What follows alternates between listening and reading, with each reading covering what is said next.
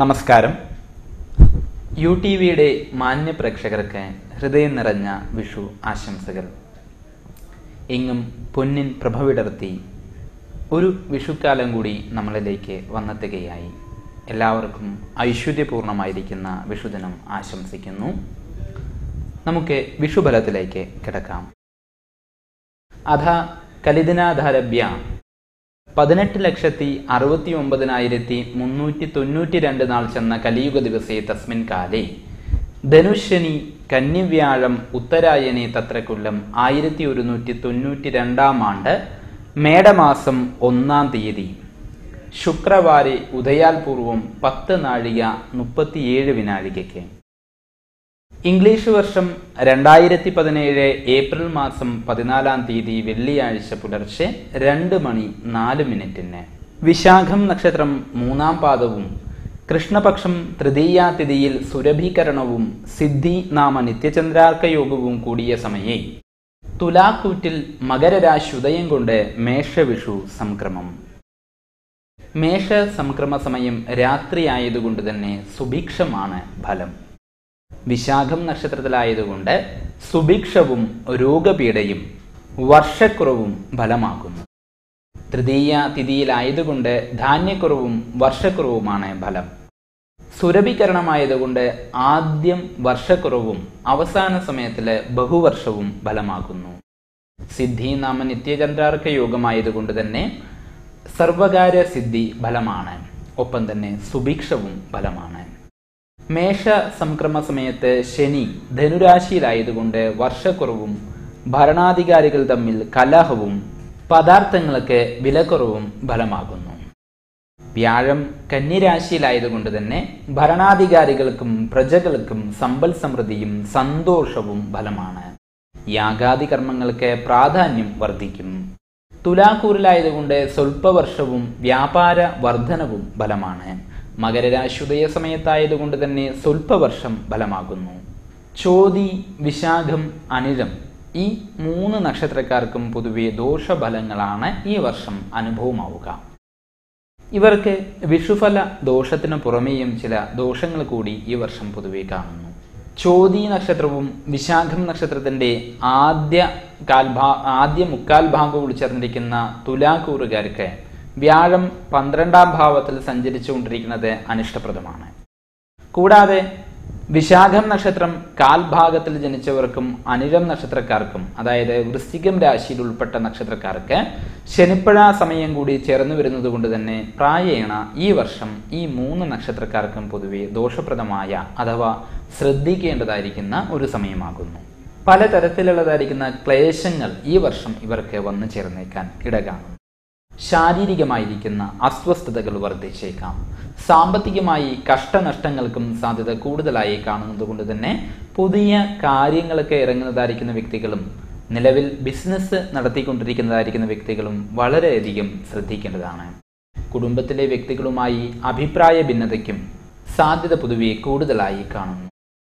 ഈശ്വരീയമായിരിക്കുന്ന ചിന്തകൾ മനസ്സിൽ വളർത്തുവാൻ പ്രത്യേകം ശ്രമിക്കണം. യാത്രാക്ലേശവും സ്വജന വിയോഗ ദുഃഖവും മനസ്സംഘർഷങ്ങളും അധിക ചിലവുകളും വന്നു ചേരാം. ക്ഷമയോടുകൂടി ഓരോ കാര്യങ്ങളെയും പഠിച്ച് തീരുമാനങ്ങൾ എടുക്കുവാൻ പ്രത്യേകം ശ്രമിക്കണം. അനാവശ്യമായിരിക്കുന്ന സംഭാഷണങ്ങൾ ഒഴിവാക്കുക. മെഡിറ്റേഷൻ, യോഗ, പ്രാർത്ഥന എന്നിവയ്ക്കായി സമയം മാറ്റിവെക്കുന്നതും ഗുണകരമാണ്. വിഷ്ണുവിനെ പ്രാർത്ഥിക്കുന്നതും ശിവക്ഷേത്രത്തിൽ ആയുസൂക്താർച്ചന ജന്മനക്ഷത്രം തോറും നടത്തുന്നതും വളരെയധികം ഗുണകരമാണ്. തൃക്കേട്ട, മൂലം, പൂരാടം, ഉത്രാടം, തിരുവോണം, അവിട്ടം എന്നീ 6 നക്ഷത്രങ്ങളിൽ ജനിച്ചതായിരിക്കുന്ന വ്യക്തികൾക്ക് വിഷുഫലം ഗുണകരമായിരിക്കുന്ന സമയമാണ്.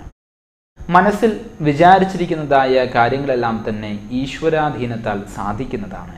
പൊതുവിൽ സന്തോഷകരമായ അഥവാ സമാധാനകരമായിരിക്കുന്ന ഒരു സമയമാണിത്. ആരോഗ്യാദി അഭിവൃദ്ധിയും ഫലമാണ്. പുതിയ വീട്, വാഹനം എന്നിവയ്ക്കും യോഗം കാണുന്നു. ജോലി രംഗത്തിൽ ഉയർച്ചയ്ക്കും സാധ്യത പൊതുവെ കാണുന്നുണ്ട്. ഏറെ കാലമായി തടസ്സത്തിൽ കിടന്നിരുന്നതായ ധനം ലഭിക്കുവാനും സാധ്യത പൊതുവെ കാണുന്നു. ഗവൺമെന്റിൽ നിന്നുള്ളതായിരിക്കുന്ന ആനുകൂല്യങ്ങളും ലഭിച്ചേക്കാം. വിവാഹാദി മംഗളകർമ്മസിദ്ധിയും സന്താന സൗഖ്യവും സൽകീർത്തിയും പ്രതീക്ഷിക്കാം. മൂലം, പൂരാടം, ഉത്രാടം എന്നീ നക്ഷത്രക്കാർക്ക് ഏഴരശനിയിൽ ജന്മശനി സമയമായതിനാൽ ഗുണഫലങ്ങൾക്ക് പ്രായേണ കുറവ് അനുഭവമാക്കും. ദേവീക്ഷേത്രത്തിൽ വിളക്ക്, മാല എന്നീ വഴിപാടുകൾ നടത്തി വരുന്നത് ഗുണകരമാണ്. ചതയം, പൂരുരുട്ടാതി, ഉത്രട്ടാതി എന്നീ നക്ഷത്രക്കാർക്ക് അനിഷ്ടതകൾ നിറഞ്ഞ ഒരു സമയകാലഘട്ടമാണ് നടന്നുകൊണ്ടിരിക്കുന്നത്. കുടുംബത്തിൽ പലതരത്തിലുള്ളതായിരിക്കുന്ന ക്ലേശങ്ങളും ശത്രുഭയവും അഗ്നിഭയവും സംഭവിക്കാൻ സാധ്യത പൊതുവെ കൂടുതലായി കാണുന്നു. വാഹനപരമായിരിക്കുന്ന ഭയവും നാൽക്കാലികൾ നിമിത്തമുള്ളതായിരിക്കുന്ന ആപത്തുകളും സംഭവിച്ചേക്കാം. അപകീർത്തികരങ്ങളായിരിക്കുന്ന കാര്യങ്ങൾ കേൾക്കുവാനും സാധ്യത കൂടുതലായി കാണുന്നു. കർമ്മപരമായി വളരെയധികം ശ്രദ്ധ വേണ്ടതായിരിക്കുന്ന സമയമാണിത്. അനാവശ്യമായി ധനം നഷ്ടപ്പെടുവാനും സാധ്യത പൊതുവെ കാണുന്നു. ദമ്പതികൾ തമ്മിൽ വിയോജിപ്പും ദേഹാരിഷ്ടതയും ഫലമാണ്. കുംഭം രാശിയിൽ ഉൾപ്പെട്ട നക്ഷത്രങ്ങളായിരിക്കുന്ന ചതയം, പൂരുരുട്ടാതി എന്നീ നക്ഷത്രക്കാർക്ക് ദോഷം അത്ര കണ്ട് ഉണ്ടാവുകയില്ല. എന്നാൽ മീനം രാശിയിൽ ഉൾപ്പെട്ട പൂരുരുട്ടാതി, ഉത്രട്ടാതി എന്നീ നക്ഷത്രക്കാർക്ക് കണ്ടകശനി സമയം കൂടിയുള്ളൊരു സമയമായതുകൊണ്ട് തന്നെ ദോഷാധിക്യം കൂടുതലായി അനുഭവമാകും. ദോഷപരിഹാരാർത്ഥമായി വിഷ്ണു സഹസ്രനാമം ജപിക്കുന്നത് വളരെയധികം ഗുണകരമാണ്. രേവതി, അശ്വതി, ഭരണി, കാർത്തിക, രോഹിണി, മകയിരം എന്നീ 6 നക്ഷത്രത്തിൽ ജനിച്ചിരിക്കുന്നതായ വ്യക്തികൾക്ക് അനുകൂലമായിരിക്കുന്ന സമയമാണ് ഈ വർഷത്തെ വിഷുഫലപ്രകാരം അനുഭവമാവുക. ഉയർന്ന സ്ഥാനമാന ലബ്ധി, പുതിയ ഗൃഹനിർമ്മാണ യോഗം, വിവാഹം, സൽസന്താന പ്രാപ്തി, വിദേശ യാത്രാഭാഗ്യം, സാമ്പത്തികപരമായിരിക്കുന്ന അഭിവൃദ്ധി, ഉദ്ദിഷ്ടകാര്യ വിജയം എന്നിവ അനുഭവമാകും. വിദ്യാഭ്യാസത്തിൽ പുരോഗതിയും ആരോഗ്യപരമായ അഭിവൃദ്ധിയും പ്രതീക്ഷിക്കാം. ഗൃഹത്തിൽ മംഗളകർമ്മങ്ങൾ നടക്കുവാനും ഇഷ്ട ബന്ധുജന സമാഗമത്തിനും യോഗം കാണുന്നു. സൽകീർത്തി വർദ്ധിക്കുവാനും സാധ്യതയുണ്ട്. മേടം രാശിയിൽ ഉൾപ്പെട്ട നക്ഷത്രങ്ങളായിരിക്കുന്ന അശ്വതി, ഭരണി, കാർത്തിക എന്നീ നക്ഷത്രക്കാർക്ക് ഈ ഫലങ്ങൾ പ്രായേണ പൂർണ്ണമായും അനുഭവത്തിൽ വന്നു ചേരും. എന്നാൽ മറ്റു നക്ഷത്രക്കാർക്ക് ശനിപ്പഴ സമയമായതുകൊണ്ട് തന്നെ ഗുണഫലങ്ങൾക്ക് പ്രായേണ അല്പം കുറവ് പ്രതീക്ഷിക്കാം.